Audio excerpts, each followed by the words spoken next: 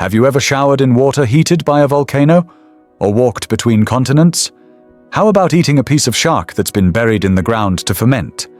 If any of that sounds like an adventure, then you're in the right place. Because today we're heading to a land where fire meets ice, where myths feel real, and where nature puts on its most spectacular and sometimes strangest show. Welcome back to Atlas Narrator. Today we're journeying to the incredible island of Iceland. Iceland is a country of powerful contrasts, a place where molten lava bursts through ancient ice and rivers carve paths through desolate deserts. It's a land where the elements are in a constant dance between fire and frost.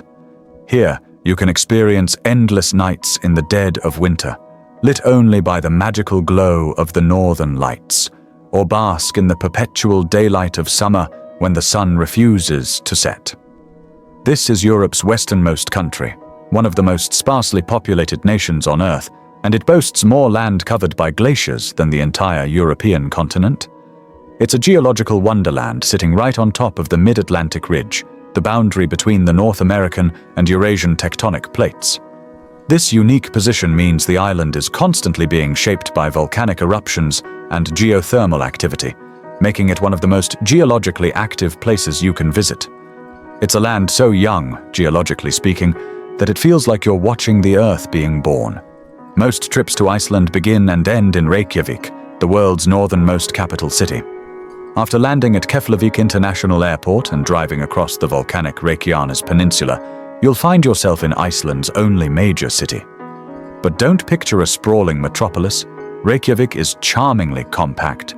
It's a city where you can explore vibrant streets, visit unique landmarks like the stunning Hallgrímskirkja church, whose design was inspired by Iceland's basalt columns, and the beautiful Harpa Concert Hall with its glass facade that glimmers like the northern lights. You can even climb the tower of Hallgrímskirkja for breathtaking views of the city's colorful rooftops and Mount Esja in the distance. And just a short stroll away is Rainbow Street, or Skólavörðustiga, a bustling street perfect for grabbing a coffee or finding a classic Icelandic souvenir. For a different perspective, take a walk along the waterfront to see the iconic Sun Voyager statue, a gleaming steel sculpture resembling a Viking ship, symbolizing journeys and discovery. The view across the water to the mountains is simply magnificent. Reykjavik is also a hub for culture, with numerous professional theaters, art galleries, bookstores, cinemas, and museums. One of the best is the Perlan Museum, which houses exhibits on glaciers, wildlife, and even has a real ice cave kept at a permanent -10 degrees Celsius. Another must-see is the Whales of Iceland Museum, where you can walk among life-sized models of the gentle giants that swim in the surrounding waters. And for something truly unique, there's the Lava Show, where you can witness real molten lava flowing just feet away from you, a safe but thrilling taste of the island's volcanic power. The city itself is the perfect base for exploring further afield, and almost every traveler will spend some time here. From Reykjavik, one of the most popular excursions is the famous Golden Circle, a 300-kilometer tourist route that takes you to some of Iceland's most spectacular sights in the southwest. The first stop is often Þingvellir National Park, a UNESCO World Heritage Site. This isn't just any park, it's a valley situated directly between the North American and Eurasian tectonic plates. You can literally walk through the Almannagjá Gorge, with one continent on your left and another on your right. It's a surreal experience. For the even more adventurous, you can go snorkeling or diving in the Silfra Fissure, where the crystal-clear glacial water offers some of the best underwater visibility in the world. But Þingvellir is also steeped in history. It was here, in the year 930, that the Althing, one of the world's oldest functioning legislative assemblies, was established. For centuries, free people from all over Iceland gathered here annually to make laws and settle disputes, making it the heart of the early Icelandic Commonwealth. Next on the Golden Circle is the Geysir geothermal area. This is home to the geyser from which all others get their name, the Great Geysir itself. Though the original geyser is mostly dormant now, erupting only rarely, its neighbor, Strókur, puts on a fantastic show. Every 5 to 10 minutes, it shoots a column of boiling water up to 20 meters into the air, much to the delight of the crowds that gather to watch. The whole area is a bubbling, steaming landscape of hot springs and fumaroles, a powerful reminder of the geothermal energy seething just beneath your feet. The final jewel in the Golden Circle is Gullfoss, the Golden Waterfall. It's the most famous waterfall in Iceland, and for good reason. The water cascades down in two mighty tiers into an ancient valley, creating a display of raw, untamed power. On a sunny day, the mist rising from the falls creates one or even two rainbows, making the scene even more magical. You can walk along platforms to get incredible views, but be prepared for the wind and spray. It's an invigorating experience. While the Golden Circle is a must-do, Iceland's wonders stretch far beyond this popular route. Heading along the south coast, you'll encounter a string of breathtaking natural attractions. One of the first you'll see is Seljalandsfoss, a stunning waterfall that's unique because you can actually walk behind it. The view from behind the curtain of water, especially at sunrise or sunset, is something you'll never forget. Just a short drive away is its powerful neighbor, Skógafoss, another one of Iceland's most famous waterfalls. You can view it from the ground, or, if you're feeling energetic, climb the 527 steps up the adjacent cliff for a bird's-eye view from the top. And if you're looking for something a bit more off the beaten path, a short hike from Skógafoss leads to the hidden gem of Hvernafoss, a beautiful waterfall tucked away in a canyon that feels like a secret paradise. Further along the coast, the landscape becomes even more dramatic. You'll find the famous Reynisfjara black sand beach near the village of Vik. With its powerful waves, otherworldly basalt columns, and sea stacks known as Reynisdrangar looming out of the ocean, it's a place of raw, wild beauty. Legend has it that the Reynisdrangar are petrified trolls caught by the morning sun. But a word of caution. The waves here, known as sneaker waves, are notoriously dangerous and can appear without warning, so it's vital to keep a safe distance from the water. Nearby, you can also admire the Dyrhólaey promontory, a massive stone arch jutting out into the sea, which is a popular nesting spot for puffins in the summer. Continuing east, you'll reach one of Iceland's most surreal and magical sights, the Jokulsarlón glacier lagoon and the adjacent Diamond Beach. Jökulsárlón is a deep lake filled with enormous icebergs that have broken off from the Vatnajökull glacier, a tongue of the vast Vatnajökull ice cap. These icebergs, some over 1,000 years old, drift slowly towards the ocean, sometimes with playful seals swimming among them. As the icebergs reach the sea, they are washed ashore onto the black sand of Diamond Beach, where they sit sparkling like giant crystals against the dark sand. The contrast of the blue ice, black sand, and white waves is simply mesmerizing, especially under the glow of the northern lights or the midnight sun. This whole region is part of Vatnajökull National Park, which is centered around Europe's largest glacier, Vatnajökull. This massive ice cap covers 8% of Iceland's landmass and conceals at least 3 active volcanoes beneath its surface. Hiking on one of its glacier tongues, like Sólheimajökull or Snæfellsnes, is an unforgettable experience, offering otherworldly views and the chance to drink pure, ancient glacier water. Of course, no discussion of Iceland would be complete without mentioning the Aurora Borealis or the Northern Lights. This celestial ballet of green, pink, and purple lights dancing across the night sky is one of nature's greatest spectacles. The best time to see them is between September and April, when the nights are long and dark. You need clear skies and a bit of luck, as the lights are caused by unpredictable solar activity. While you can sometimes spot them from Reykjavik, the experience is far more intense away from the city's light pollution. Imagine watching the aurora from a remote cabin, or seeing its reflection in the still waters of Jökulsárlón glacier lagoon. It's a truly magical experience that tops many travelers' bucket lists. Local folklore about the lights is surprisingly sparse in Iceland, but some scholars speculate that the ancient Norse may have seen them as the shimmering armor of the Valkyries, guiding fallen warriors to Valhalla. But what about the summer? Iceland is just as magical under the midnight sun. From mid-May to mid-August, the sun never fully sets, casting a golden glow over the landscape for hours on end. This gives you plenty of extra time for sightseeing and exploring the country's diverse regions. You could take a road trip along the Ring Road, Route 1, which circles the entire island, taking you through vastly different landscapes. You might venture into the wild and remote Westfjords, a region of dramatic, flat-topped mountains and countless picturesque fjords. This is one of the least populated parts of Iceland, perfect for seeing untouched nature and an abundance of wildlife, including Arctic foxes, whales, seals, and puffins. Or perhaps the East Fjords, with their charming fishing villages like Seyðisfjörður, tucked away in deep, scenic bays.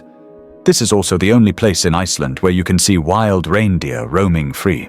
In North Iceland, you'll find the Diamond Circle, a tourist route that rivals the Golden Circle in beauty. It includes the geothermal wonders of Lake Mývatn, a geologically fascinating area formed by volcanic eruptions thousands of years ago. The lake itself is beautiful, teeming with bird life in the summer, and surrounded by pseudo-craters you can walk on and around. Nearby is Dimmuborgir, a surreal lava field known as the Black Fortress, and the Namaskad Pass, a barren, otherworldly landscape of boiling mud pots and hissing fumaroles. The Diamond Circle also takes you to the mighty Dettifoss, the second most powerful waterfall in Europe, and the stunning, horseshoe-shaped Ásbyrgi Canyon, which Norse mythology says was formed by the hoofprint of Odin's 8-legged horse. And don't forget a stop in Húsavík, the whale-watching capital of Europe, where you can take a boat tour into Skjálfandi Bay for a chance to see humpback whales, dolphins, and even the occasional blue whale. For the true adventurers, there are the Icelandic highlands, an uninhabited volcanic desert of mountains, glaciers, and hot springs that covers the interior of the island. Accessible only in the summer with a 4x4 vehicle, this is where you can find some of Iceland's most spectacular and untouched landscapes. Hiking is incredibly popular here, with the famous Laugavegur Trail connecting the colorful rhyolite mountains of Landmannalauga with the lush valley of Thorsmörk, a multi-day trek through some of the most diverse scenery imaginable. Iceland's unique geology is a result of its location on the mid-Atlantic ridge and over a hotspot of volcanic activity. The island has around 30 active volcanic systems, and eruptions occur on average every 5 years. One of the most famous recent eruptions was Eyjafjallajökull in 2010, which sent a massive ash cloud into the atmosphere, grounding air traffic across Europe for days. While this eruption caused global disruption, on Iceland itself, the damage was relatively minor, and it put the country firmly on the world's tourist map. More recently, the Reykjanes Peninsula has seen a series of smaller, tourist-friendly eruptions, where visitors could safely watch fountains of lava, a new and exciting chapter in Iceland's volcanic story. These volcanoes are the source of Iceland's incredible geothermal energy, which provides hot water and electricity to most of the country. From underfloor heating in Reykjavik to greenhouses growing tomatoes and even bananas, Icelanders have mastered the art of harnessing the Earth's power. This connection to the land and its powerful forces has shaped the Icelandic people and their culture for centuries. Icelanders are descendants of Norse Vikings and Gaelic settlers who arrived in the 9th century. The story of the settlement is chronicled in the Landnámabók, or Book of Settlements. The first permanent settler is said to be Ingólfur Arnarson, a Norwegian chieftain who built his farm in 874 in a bay he named Reykjavik, meaning Smoky Bay, after the steam rising from the hot springs. These early settlers brought with them a fierce, independent spirit, having left Norway to escape the centralizing rule of King Harald Fairhair. They established the Icelandic Commonwealth, a unique form of governance without a king, centered around the Althing. This heritage is preserved in the Icelandic sagas, epic prose narratives written in the 12th and 13th centuries that tell the stories of the early settlers, their families, feuds, and adventures. Works like Njál's Saga and Egil's Saga are classics of world literature and offer a fascinating glimpse into the medieval Norse world. What's truly remarkable is that because the Icelandic language has changed so little over the centuries, modern Icelanders can still read these ancient texts in their original form. This literary heritage is a huge part of the national identity, and Iceland boasts one of the highest literacy rates and the most bookstores and published books per capita in the world. This strong sense of identity and independence is a cornerstone of the Icelandic character. They are proud of their Viking heritage and their language, which they have carefully preserved from outside influences. Icelandic society is also known for its progressive values. It has a high degree of gender equality, being the first country in the world to democratically elect a female president, Vigdis Finnbogadottir, in 1980. And what about the food? Icelandic cuisine has been shaped by centuries of isolation and the need to preserve food through harsh winters. Traditional dishes, often served as part of a Þorramatúr buffet in midwinter, include things like hakal, fermented shark, svid, singed sheep's head, and hangikjöt, smoked lamb. While some of these might sound challenging to the modern palate, they are a fascinating taste of history. The fermented shark, for example, is often served in small cubes and accompanied by a shot of brennivin, an Icelandic schnapps known affectionately as Black Death. But don't worry, modern Icelandic cuisine is much more than just preserved meats. Chefs today focus on high-quality, fresh ingredients, especially fantastic seafood and delicious lamb. The lamb here is renowned because the sheep roam free all summer, grazing on wild herbs, which gives the meat a unique flavor. And you can't leave without trying Skyr, a creamy, protein-rich dairy product similar to yogurt that has been a staple in Iceland for over 1,000 years. And for a quick, cheap, and surprisingly delicious meal, grab an Icelandic hot dog, or pilsur. They're a national obsession, often topped with crispy fried onions, and some say they're the best in the world. Even Bill Clinton thought so. From its explosive geology to its rich history and unique culture, Iceland is a country that defies expectations at every turn. It's a place of incredible beauty and raw power, where you can feel the forces of nature shaping the world around you. It's a land of stories, from ancient sagas to modern tales of survival and innovation. Whether you're chasing waterfalls, hiking on a glacier, marveling at the northern lights, or simply soaking in a geothermal hot spring, Iceland offers an adventure that will stay with you long after you've left its shores. It's a country that's hard to capture in words because so much of its magic lies in simply being there, experiencing it for yourself. And that's our journey through the land of fire and ice. We hope this episode has sparked your curiosity and inspired you to explore this incredible island. What part of Iceland would you love to visit the most? Let us know in the comments below. And if you enjoyed this adventure, don't forget to like this video and subscribe to Atlas Narrator for more journeys to the world's most fascinating places. Thanks for listening, and we'll see you on the next expedition.